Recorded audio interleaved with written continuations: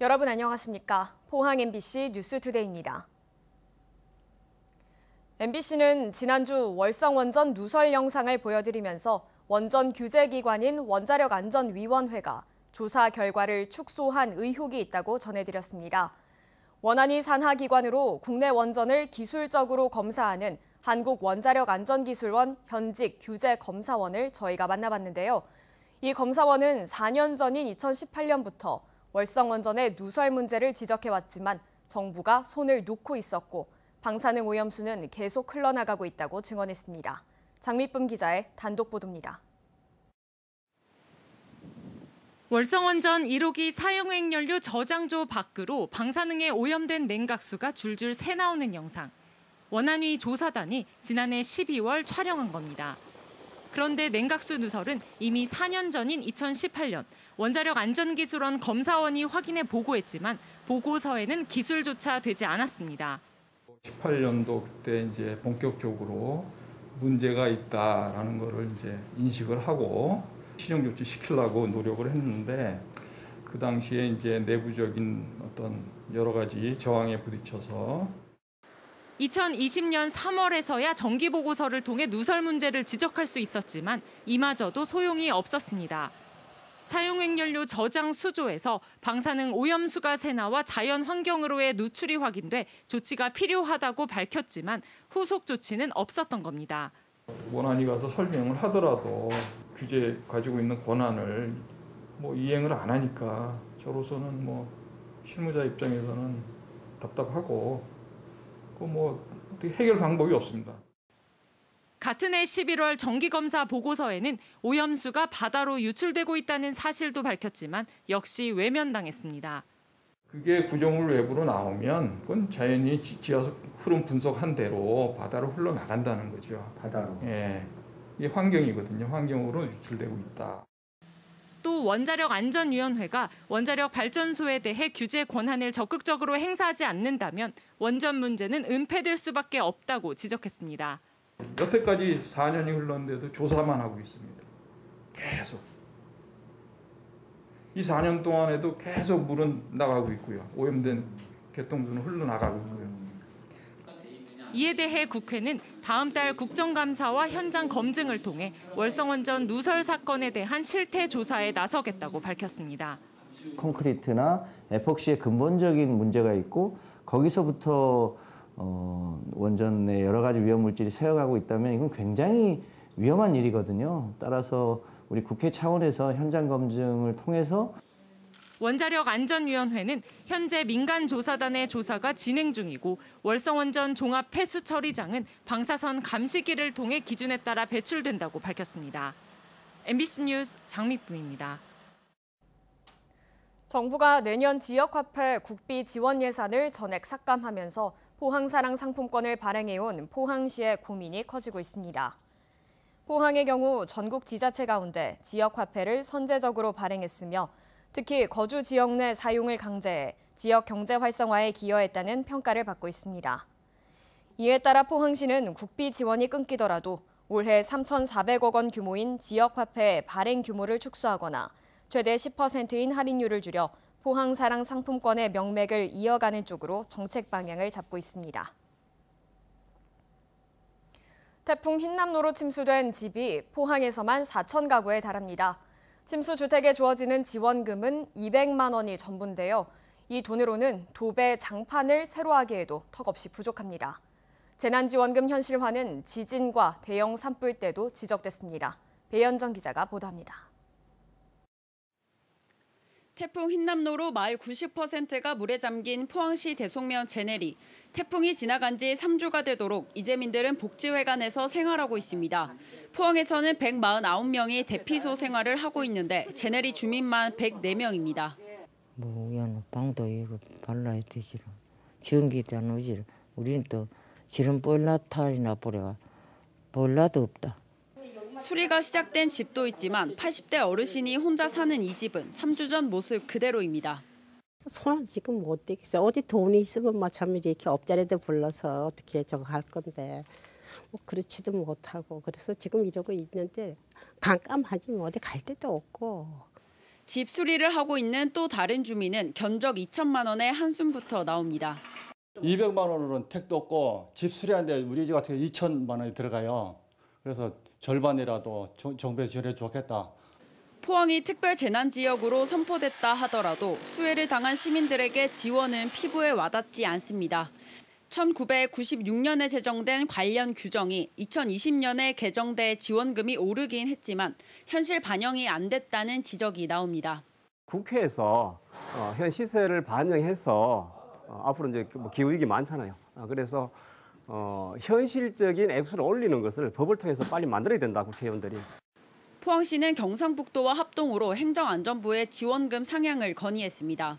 벽지, 장판, 교체 및 필수 가전제품 구입에 턱없이 부족하고 중앙정부의 침수주택 및 소상공인 복구비 추가 지원을 건의하였습니다. 포항시에 접수된 지원이 필요한 침수주택만 모두 4천 가구, 특히 경제력이 약한 노인 세대가 많아 집을 수리하기에는 힘이 부칩니다. MBC 뉴스 배현정입니다. 영덕군은 477억 원을 들여 병곡지구 풍수해 생활권 종합 정비 사업을 실시합니다. 병곡지구 일대에 침수 예방 배수 펌프장 2개소를 신설하고 교량 가설과 함께 강리천과 송천 보강 사업도 시행됩니다. 한편 사업지구인 영덕군 병곡면 덕천리와 송천리는 2018년 이후 세 차례 태풍과 집중호우로 가옥 48가구와 농경지 245헥타르가 침수되는 등 재해 예방 사업이 절실한 지역입니다. 원희룡 국토교통부 장관이 어제 대구 경북 통합신공항 이전 부지를 방문했습니다.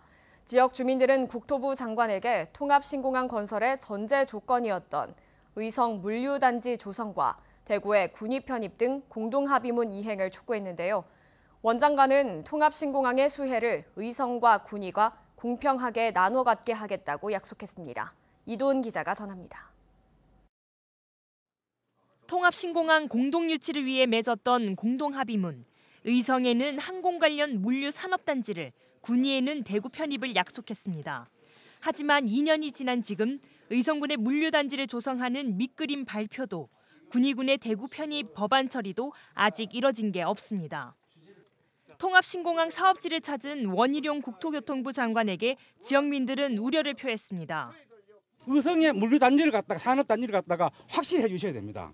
사실 보시다시피 이렇게 하면 산업단지가 물류단지가 의성 쪽에 있는 게 아니고 군위에 가깝기 때문에 군 쪽으로 다 넘어갑니다.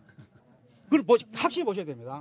그게 안 됐을 경우에는 의성군에서는 굉장한 실망. 약속을 안 지키고는 한 발도 나갈 수 없습니다. 그래서 반드시 군위군이 대구로 편입된 그런 상황에서 좀 진행될 수 있도록 각별히 좀. 원희룡 장관은 통합신공항에 따른 수혜가 특정 지역에 편중되지 않도록 노력하겠다면서도 군위의 대구 편입에 대해서는 말을 아꼈습니다. 우리가 이 비싼 돈 들여서 만드는 공항 골고루 잘 써먹어야 되지 않겠습니까? 그래서 어느 한쪽에 치우치지 않고 이거를 활용도를 높일 수 있도록 저희들이 할 테니까 이걸 계획을 짜는 과정에서 우리 의성군의 목소리도 충분히 들어서. 또 원 장관은 앞서 열린 구미 상공회의소 특강에서 대형 항공기를 위한 활주로를 언급했는데 현재 계획된 2.7km의 길이에서 늘리거나 추가로 활주로를 증설하는 방안을 기본 계획에 담겠다고 했습니다. 대구 경북과 부산이 서로 중추공항 건설을 욕심내고 있는 만큼 내년 3월이 용역 만료 시점인 대구 경북 통합신공항의 민항 사전 타당성 조사에서 실질적인 공항 규모가 어느 정도로 담길지 관심이 커지고 있습니다. MBC 뉴스 이도은입니다. 경북과 충남, 충북 13개 지자체 시장 군수 국회의원이 모여 오는 2024년 제5차 국가철도망 계획에 중부권 동서횡단철도 사업을 반영해 줄 것을 촉구했습니다. 중부권 통과노선 시장 군수협력체는 국회의원 회관에서 회의를 열어 예비 타당성 조사 면제 등 동서횡단철도 조기 추진 방안에 대해 의견을 모았습니다. 충남 서산과 울진까지 330km 구간을 잇는 중부권 동서횡단철도는 지난해 7월 제4차 국가철도망 계획의 추가 검토 사업으로 반영됐습니다. 요즘 물가가 올라도 너무 올랐습니다. 농산물 가격은 더 그런데요. 본격적인 출하기를 맞은 건고추 값도 지난해보다 많이 올랐습니다. 아직은 보합세를 유지하고 있지만 문제는 김장철입니다. 이정희 기자가 보도합니다. 전국 고추 집산지인 서안동 농협 고추 공판장. 하루 6만 근, 3만 킬로그램이 넘는 건고추가 매일같이 쏟아지고 있습니다. 9,600원에 35번입니다. 전국에서 가장 많은 물량이 처리되는 바로 이곳에서 국내 건고추 가격이 결정됩니다. 생육기의 폭염과 호우로 올해 작황이 전반적으로 좋지 않아서 상품성은 많이 떨어집니다. 현재 건고추 600g 한 근의 평균 가격은 9,000원대. 건고추가 첫 출하된 지난달 초 9,605원에서 이달 초 9,534원, 지금은 9,209원에 거래됐습니다. 지난해보다 20% 정도 높은 가격입니다. 출하 물량이 줄어든 걸 감안하면 가격이 치솟을 걸로 예상됐지만 지금은 약보합세를 유지하고 있습니다. 가격이 떨어질 것 같지는 않습니다. 추석 이후가 가격이 좀 많이 다운됐었는데 금년도 같은 경우는 추석 전이나 거의 추석 이후나 지금 큰 변동은 없는 상태입니다. 문제는 앞으로입니다. 배추 한 포기에 10,000원을 호가하면서 금배추란 말이 나올 정도인데 고춧가루용 건고추도 물량 부족으로 금고추가 될 수도 있습니다. 관련 업계는 본격적인 김장철이 다가오면 건고추 가격이 지금보다는 훨씬 오를 것으로 내다보고 있습니다. MBC 뉴스 이정희입니다. 경북 지역 학교 현장에 수은 온도계와 체온계 등이 아직도 2,000개가 넘게 남아있는 것으로 나타났습니다. 더불어민주당 도종환 의원이 전국 시도교육청에서 제출받은 자료에 따르면 유치원을 포함한 경북학교에서는 수은 온도계 1,446개, 체온계가 237개 등을 보관하고 있습니다. 지난 2019년 교육부는 수은이 인지 운동 능력 장애를 유발한다는 이유로 각 시도교육청에 수은이 함유된 온도계와 체온계 등의 사용 금지와 폐기를 지시했습니다. 올해 농축협에서 임직원이 횡령한 돈이 총 289억 원에 달하는 것으로 나타났습니다. 국회 농림축산식품해양수산위원회 소속 국민의힘 이달곤 의원에 따르면 올해 1월부터 현재까지 농축협에서는 모두 38건, 289억 원의 횡령이 발생했습니다. 이상으로 포항 MBC 뉴스투데이를 마칩니다. 여러분 고맙습니다.